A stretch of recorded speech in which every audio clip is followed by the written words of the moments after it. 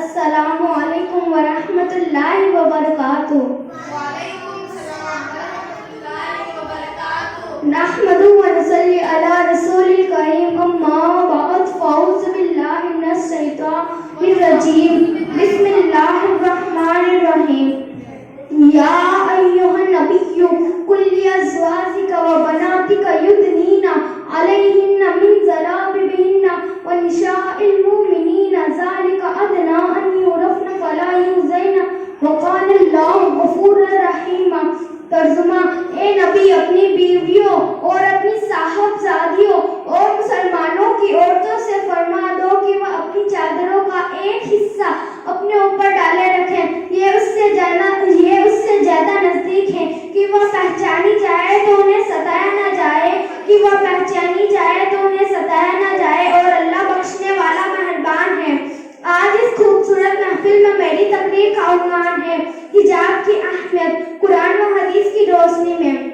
وجود زن میں سے ہے تصویر کائنات میں رنگ، وجود زن میں سے ہے تصویر کائنات میں رنگ. اسی کے ساز سے ہے زندگی کا سوج درون، اسی کے ساز سے ہے زندگی کا سوج درون.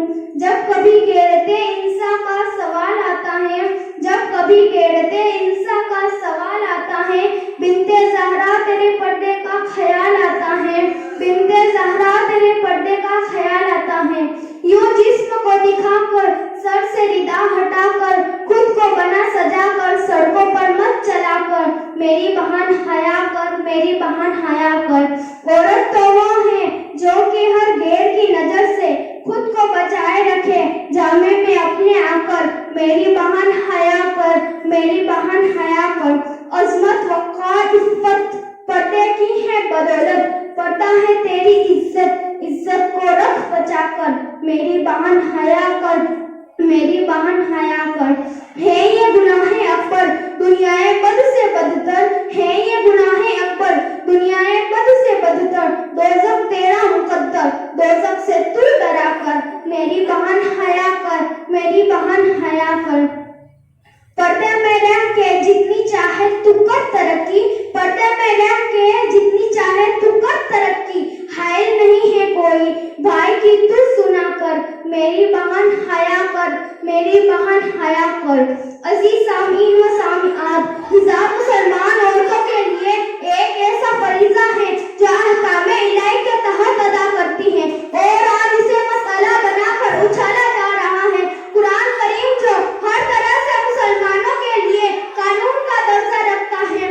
عزیز سامعین و سامعات، حجاب امت مسلمہ کا وہ شعار، مسلم خواتین کا وہ فخر و امتیاز جو اسلامی معاشرے کو پاکیزگی عطا کرنے کا ذریعہ تھا اور ہے. استعمار کی سالہ سال کی سازشوں کے نتیجے میں عام بھرپور حملوں کی زد میں ہے. مسلم دنیا کو پاکیزگی سے ہٹا کر بے حیائی کے دلدل میں دھکیلنا اور عورت کو ترقی کے نام پر بے حساب کرنا شیطانی قوتوں کا ہمیشہ سے ہدف رہا ہے. شیطان کی سب سے پہلی چال جو اس نے انسان کو فطرت سے ہٹانے کے لیے چلی تھی کہ وہ عورتوں کے جذبہ شرم و حیا پر ضرب لگائے اور اس کے شاگردوں کی روش آج تک قائم ہے. ان کے ہاں ترقی کا کوئی کام اس وقت تک مکمل نہیں ہوتا جب تک کہ عورت حجاب سے باہر نہ آ جائے اور حیا کو تکیہ نوشیت قرار دیا جاتا ہے اور پردے کو ترقی کی راہ میں رکاوٹ قرار دیا جاتا ہے اور طرح طرح کے حجاب و برقع کے مذاق اڑائے جاتے ہیں. حقیقت یہ ہے کہ پردہ و حجاب عورت کو تقدس ہی نہیں تحفظ بھی عطا فرماتا ہے. پردہ عورت کی زینت ہے اور شرم و حیا اس کا زیور ہے اور اس زیور کی حفاظت پردے کے ذریعے ہی ممکن ہے.